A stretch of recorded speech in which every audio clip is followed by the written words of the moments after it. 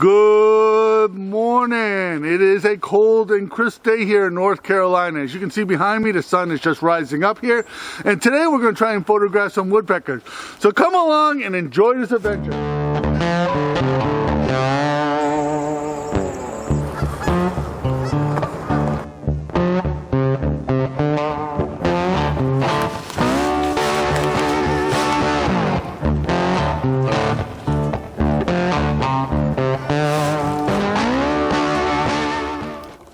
My gimbal head is frozen up. That's a red-bellied woodpecker.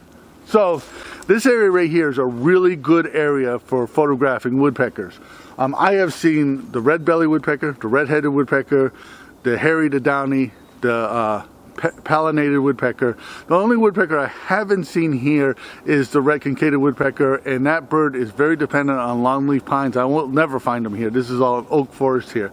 So the area I'm in here right now is a really good area for woodpeckers. They come through this area. They are very commonly seen here. So what I'm going to do here is set up where I am now and basically just wait for the birds to come. So the sun is behind you.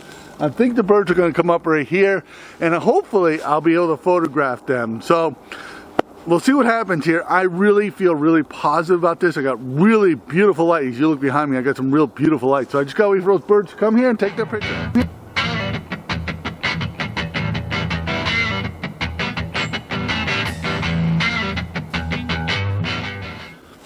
This gimbal head, I can't believe it froze up on me. So let me talk about my settings a little bit here. So I shoot an aperture priority, which means that when I adjust the aperture, the camera automatically adjusts the shutter speed. And I use my manually adjust the ISO. So in this situation, I have my aperture opened all the way to 6.3. I am shooting with an ISO of 3200. And on some bright trees, I get a shutter speed of 1/5000th of a second. But on other trees, I get a shutter speed of 500 or 1/600th of a second. And that's 1/600th of a second. It's too slow to be photographing birds. You should have a shutter speed twice your focal length. So to really photograph these birds, I should ratchet up my ISO a little bit more. But the problem that you run into is that on the bright trees, I can't go over 1/8000th of a second, because if I'm shooting at 1/8000th of a second and it should be 1/9000th of a second, the image will be overexposed. So that's going to create a problem. So in these situations, you're going to try and find a happy medium. And in this situation, I'm going to have to shoot the ISO I'm at now. And I'm actually going to probably have to lower that ISO as the sun rises and gets brighter here. So when you're photographing birds, there are no set settings that you use all the time. You constantly have to be able to adjust them to get those perfect images.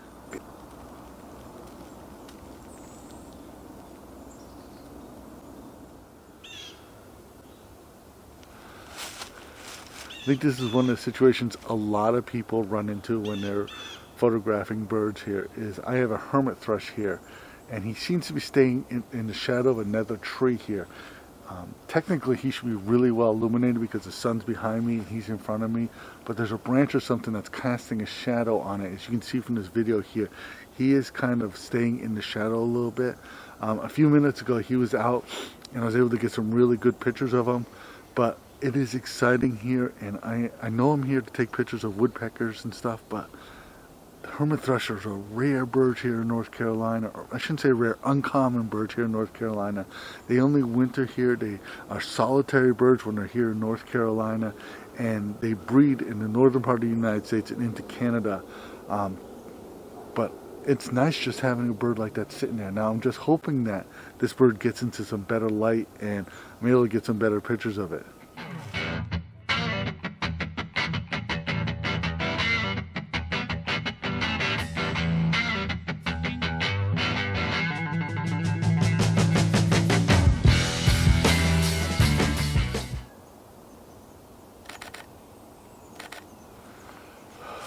I gotta learn how to use my camera with my gloves on. That hermit thrush, the sun has come out on that hermit thrush. He is now just getting nice and warm in that sunlight. He's giving me some great opportunities for photographs. He's feeding on some kind of berry or something that's in that tree that he's on. But anyway, it's just exciting getting a photograph of this bird. He's out in the sun. I can't believe this. He's just standing there. They never do this. I can't tell you how excited I am about this, but here are the photos I'm taking.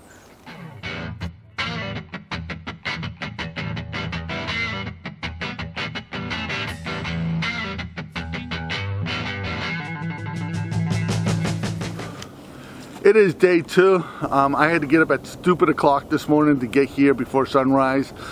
Today is pretty much the same as yesterday, except we have cloud cover, which will allow us to stay out here longer to be able to photograph these birds. The drawback to the cloud cover is that it's going to stay colder longer. These clouds are not going to allow the sun to come in here and warm up the forest. So I don't know how that's going to affect the activity of these woodpeckers, but you never know. I might be able to photograph something else. I'm becoming more and more willing to photograph other birds if the woodpeckers are not going to cooperate. So we're going to see what happens here. I'm really excited about being out here. I really feel like there's going to be something that's going to happen. So the only thing I do is I got here before sunrise, and now I have to just wait for the birds to show up.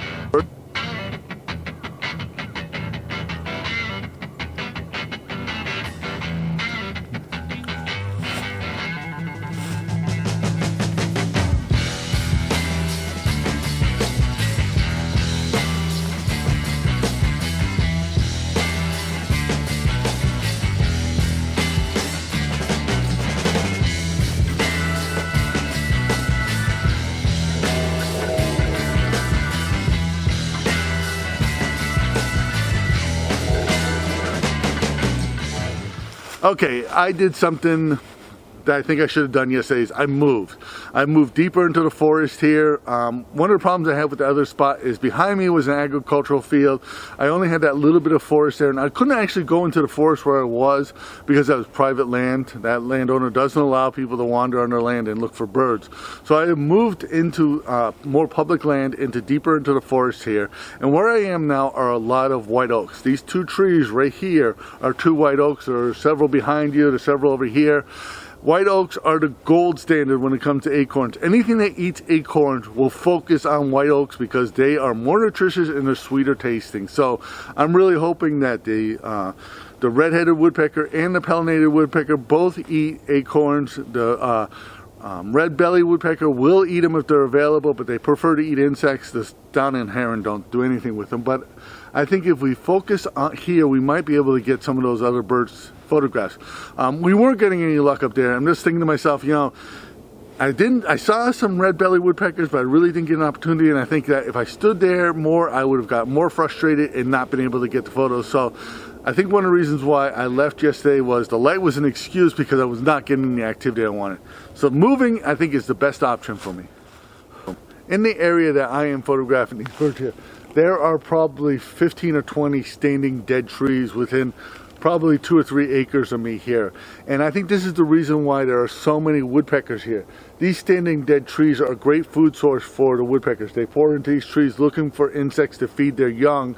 The oaks on the ground is another great food source for them. But this is very important for woodpeckers because this soft wood is very easy and very productive for them to get food for feeding their offspring.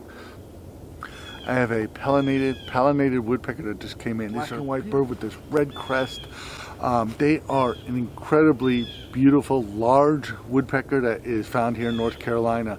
This bird likes to, like I said before, likes to pound on dead trees here. They are one of the few birds in North Carolina who build a nest every year. A lot of woodpeckers return to the same nest year after year, but pollinated woodpeckers build nests over and over again. And they are actually nests that are stolen from them by other birds. But this beautiful bird here, like I said, I have seen these birds in this area before, and again, they are attracted to acorns, they are attracted to the dead trees, so this is a perfect area for them to be in.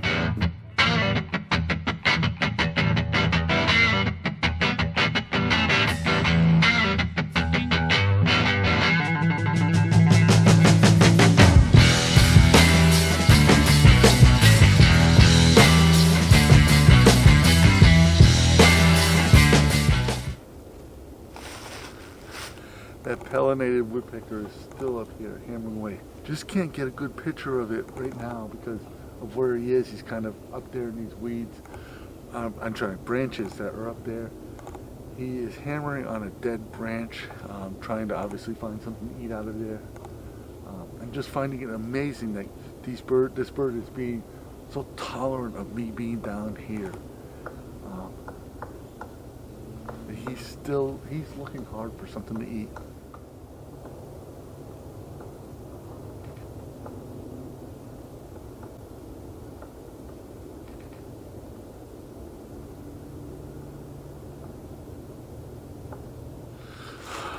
Well, that pollinated woodpecker has stuck around for a long time. There's a branch up here is very rotten and obviously full of bugs, so it's up there hammering away at it. But it was just incredible seeing this bird and getting these photos of it. And as a wildlife photographer, and if you're trying to raise your standard of photography, sometimes you got to spend a lot of time with an animal to really get those really, really good pictures. You already know if I got some good pictures. I'm not absolutely sure yet, but I'm hoping I did. I'm hoping you got something out of this video. If you did, please give it a thumbs up. Please subscribe to this channel because that really helps us in YouTube world. Become a Patreon supporter. Your support allows us to keep doing this. My name is Leahy, and thank you for watching.